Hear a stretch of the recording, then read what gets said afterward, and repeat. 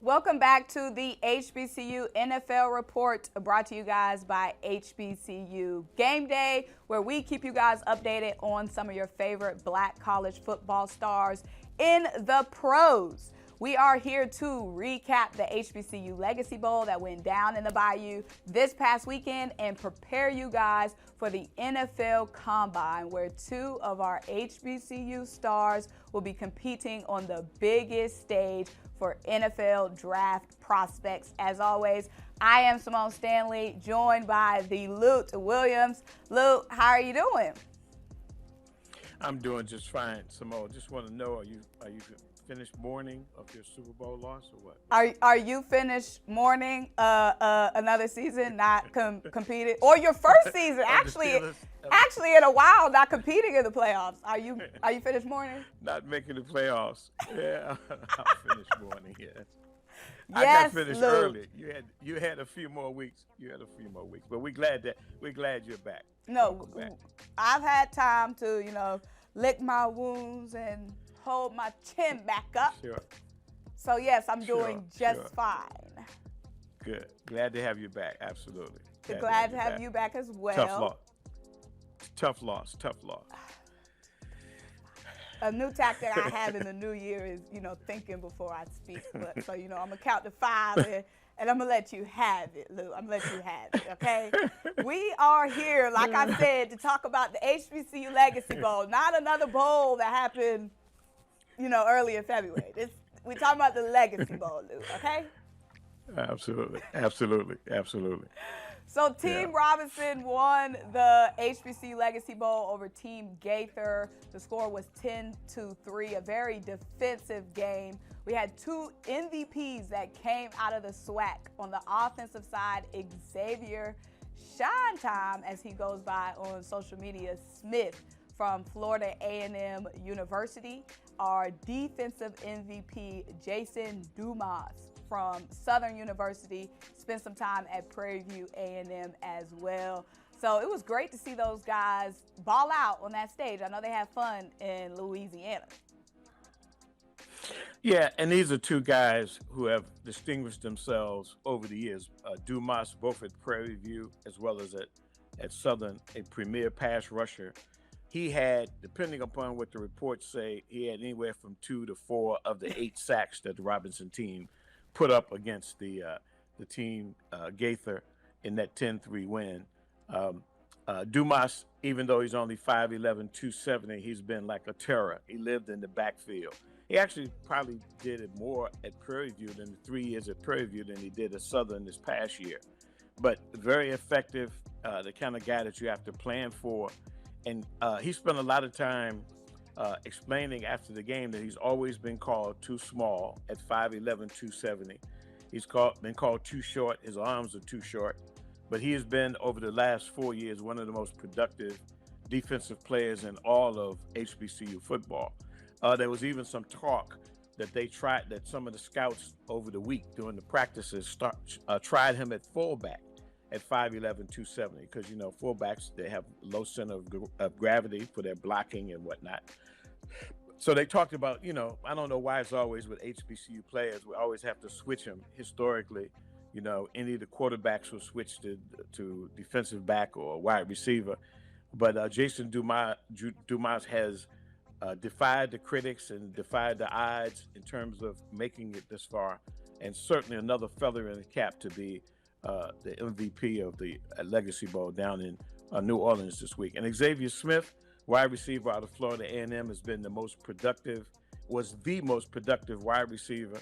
He only augmented his stats and his potential going into the draft as he ran a sub 4.4 time at the HBCU Combine, which was last Monday before the practices started for the Legacy Bowl. But this year he had 87 receptions, 1,071 yards. He was the most prolific wide receiver in HBCU football with almost 8 catches per game. He had 8 catches in this game for 92 yards, and as you said, the only TD in the game. So Xavier Smith, I think, if you're talking about who comes out of this looking well and probably increasing his draft status, I think Xavier Smith would be the one. He's certainly been productive during his career at FAMU. And NFL Network was carrying the HBCU Legacy Bowl, and a lot of their analysts were out at the combine. And when Shine Time showed off his speed, it was really cool seeing, the NFL draft Twitter world reacting. Even Steve Smith was talking about how he wanted to break down some of Xavier Smith's film after seeing what he did at the combine. So it's always good when you're trending in the right direction in those combines. So I know it was a moment, a week to remember for a lot of those guys, but certainly for Jason Dumas and it's certainly for Xavier Smith, because those are two guys that are really in a position to raise that stock. We have our heavy favorites that we're going to talk about that already have the invite to the biggest combine, the NFL combine, but you can't take those smaller bowls lightly, and those two guys really maximize the opportunity. No, you can't. And you have to give kudos to Doug Williams as well as James Shaq Harris, the former Grambling quarterbacks, former NFL quarterbacks, former NFL execs who have put the combine, the HBCU combine, as well as the HBCU Legacy Bowl with its practices. On the combine on Monday, the reports was they had scouts from all 32 NFL teams. They had scouts from other leagues that were there.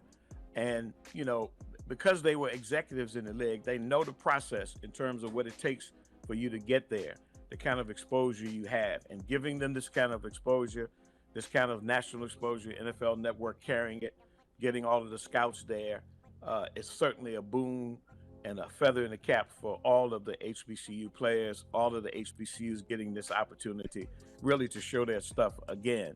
And you can find some gems. And, we've talked about this. The 4 players that were drafted this year out of the HBCU ranks, 3 of them made headlines. One won a Super Bowl, one set an NFL record, and one practically led his team in interceptions. Of the 4 guys that were drafted, 3 of them. And no one expected these guys really to have this kind of impact. So we're going to keep our eye as we go through the combine, as we head towards the draft in April, to see what other HBCU players may, ring the bell, even though there's only 2 in the combine. With their pro days, some of them may get a chance again to show their stuff, to showcase their talents. And I wouldn't be surprised if we have maybe as many as 4 drafted this time around. So we'll be keeping our eye on that. Yes. So you talked about the NFL Combine kicking off today and throughout the weekend, the NFL Combine. We have 2 HBCU players that will be participating in the NFL Combine. One, Isaiah Land out of Florida A&M, and also Mark Evans out of Arkansas Pine Bluff. So these are, last draft we had kind of the main guys that we were following. The main guys that we were expecting to get drafted. Joshua Williams, and also Jacoby Durant. And these are Jacoby Durant. Jacoby Durant. And these are kind of what we're seeing in Isaiah Land and Mark Evans, because that NFL Combine really does signal that you are most likely going to end up being drafted. So Isaiah Land, he was at the Reese Senior Bowl, and he told us that he was really focusing on showing off his ability to come off the edge and be a pass rusher. And he said he got a couple of reps at the Reese Senior Bowl doing just that. And if you look at it, they are listing Isaiah Land as an edge rusher. When you look at his draft reports and from the Reese Senior Bowl, and even he's in the Pro Football Focus draft simulator listed as an edge rusher, not a linebacker. So it was good seeing Isaiah Land getting what he wanted. Yeah, and he's the 2021 Buck Buchanan Award winner. He had 19 sacks the year before he came out, the year before this previous year. Won the FCS Defensive Player of the Year, following Jordan Lewis, another guy that's probably on the radar, and there's a chance he will get drafted, especially when you consider that James Houston was drafted in the 6th round by the Detroit Lions and ended up setting an NFL record with 8 sacks in 6 games. Didn't even play until the 12th game of the season, and he was an edge rusher who finished behind Isaiah Land in 2021 with 16 and a half sacks in the FCS rankings. So I'm sure that the NFL brass will take a clue from that. knowing the way that James Houston performed in his first year with the Detroit Lions. Isaiah Land has been on their radar ever since that 19-sack season. He's big and lean. He's about 6'5". He has that lean when he turns the corner. He's quick. He's strong for his size. He's almost, I think, the last thing I saw, he was around 245, 250. They'll probably put a few more pounds on him to try to get around those big offensive linemen in the NFL. But, yeah, he's certainly on the radar. And the other one, as you said, Mark Evans III out of Arkansas Pine Bluff, hoping to continue in the tradition of another Arkansas Pine Bluff guy, Teron Armstead, who spent 9 years with the Saints before going to the Miami Dolphins this year, a perennial All-Pro. And listen, when they identify an HBCU offensive lineman, if we look at Titus Howard out of Alabama State, went in the first round. I think Teron Armstead was taken in the third round.